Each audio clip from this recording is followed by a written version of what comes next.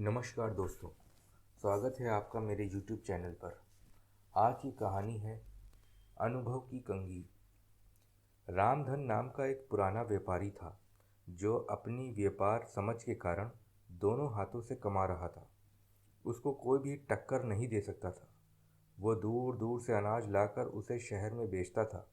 उसे बहुत सा लाभ होता था। वह अपनी इस कामयाबी से बहुत खुश था।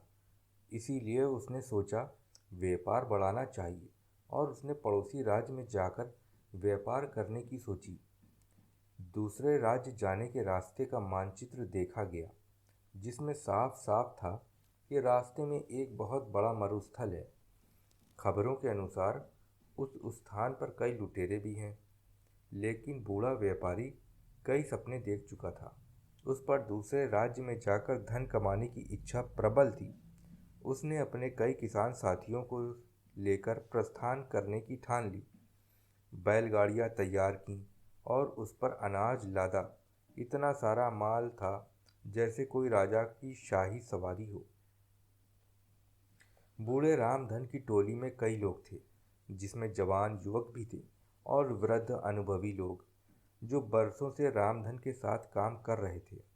जवानों के अनुसार अगर इस टोली का नेतृत्व कोई नवयुवक करता तो अच्छा होता, क्योंकि वह वृद्ध रामधन तो धीरे धीरे जाएगा और पता नहीं उस मरुस्थल में क्या क्या देखना पड़ेगा।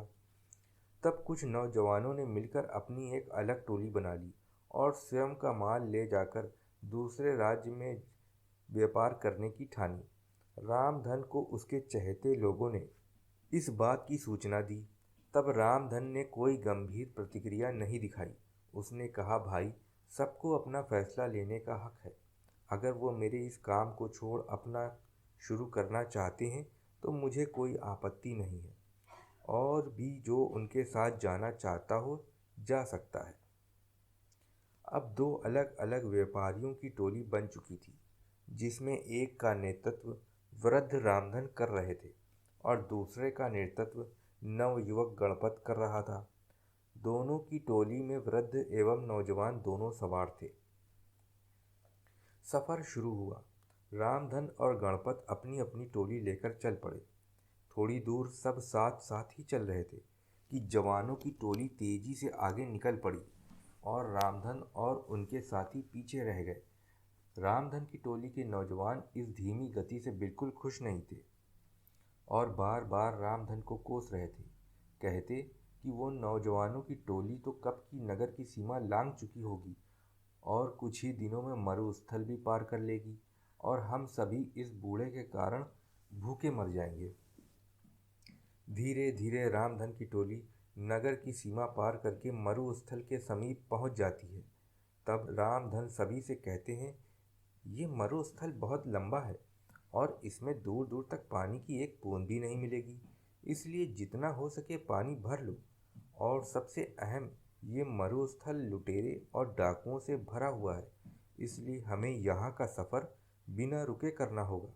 साथ ही हर समय चौकन्ना रहना होगा। उन्हें मरुस्थल के पहले तक बहुत से पानी के गड्ढे मिल जाते हैं, जिससे वे बहुत सारा पानी संग्रह कर लेते हैं। तब उनमें से एक पूछता है कि इस रास्ते में पहले से ही इतने पानी के गड्ढे हैं, हमें एक भी गड्ढा तैयार नहीं करना पड़ा। तब रामधन मूंछों पर ताव देकर बोलते हैं, इसीलिए तो मैंने नौजवानों की उस टोली को आगे जाने दिया। ये सभी उन लोगों ने खुद के लिए तैयार किया होगा, जिसका लाभ हम सभी को मिल रहा है। यह सुनकर टोली के विरोधी साथी खींच जाते हैं और अन्य रामधन के अनुभव की प्रशंसा करने लगते हैं। सभी रामधन के कहे अनुसार बंदोबस्त करके और आराम करके आगे बढ़ते हैं।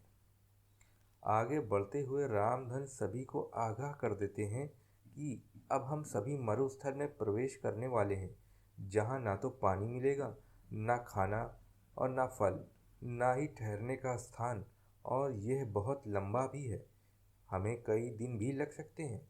सभी रामधन की बात में हामी मिलाते हुए उसके पीछे हो लेते हैं।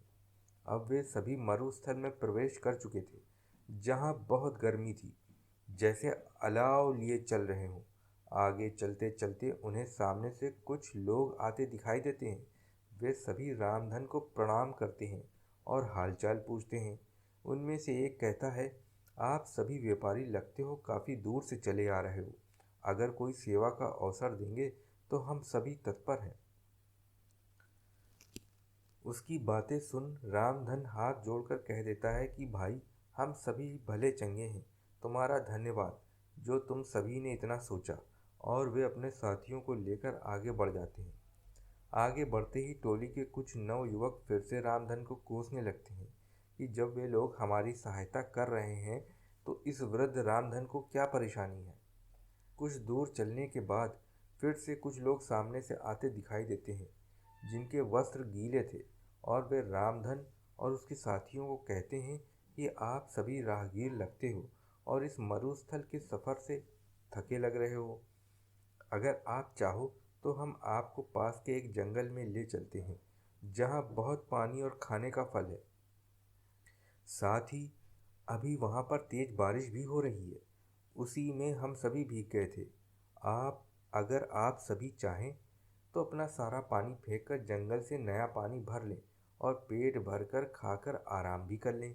लेकिन रामधन साफ ना बोलकर अपने साथियों से जल्दी चलने को कह देते हैं। अब टोली के कई नौजवानों को रामधन पर बहुत गुस्सा आता है और वो उसके समीप आकर अपना सारा गुस्सा निकाल देते हैं और पूछते हैं कि क्यों वे अपने भले लोगों की बात नहीं सुन रहे और क्यों हम सभी पर जुल्म कर रहे हैं। तब रामधन मुस्कुराते हुए कहते हैं कि वे सभी लुटेरे हैं और हमसे अपना पानी पिघवाकर हमें निस्सहाय करके लूट लेना चाहते हैं और हमें यहीं मरने के लिए छोड़ देना चाहते हैं।